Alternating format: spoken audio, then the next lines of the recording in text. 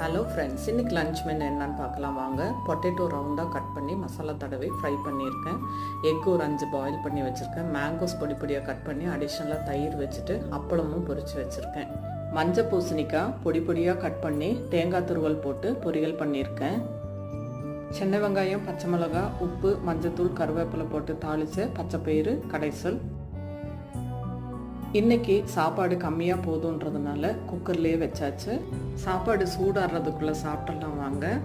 சாப்பாடு எப்போவுமே கொஞ்சம் கம்மியாக எடுத்துக்கிறது நல்லது. 1 ஸ்பூன் நெய் சேர்த்துட்டு அது கூட இந்த பச்சைப்பருப்பு பிசைஞ்சு சாப்பிட்டிங்கன்னா செமையாக இருக்கும். பொரியலை எப்பவும் சாப்பிட்றத விட கொஞ்சம் அதிகமாகவே எடுத்து வச்சு சாப்பிட்டுக்கலாம். பச்சைப்பயிறு நெய் காம்பினேஷனுக்கும் பொட்டேட்டோ ஃப்ரைக்கும் செமையாக இருக்கும். ஒரு நாள் ட்ரை பண்ணி பாருங்கள். பாயில்ட் எக்கு, அப்பளம், ஃபைனலாக தயிருக்கு மாம்பழம் வச்சு சாப்பிட்டு முடிச்சுக்கலாம். ஹெல்த்தியாக சாப்பிடுங்க, ஆனால் அளவாக சாப்பிடுங்க. Love you all.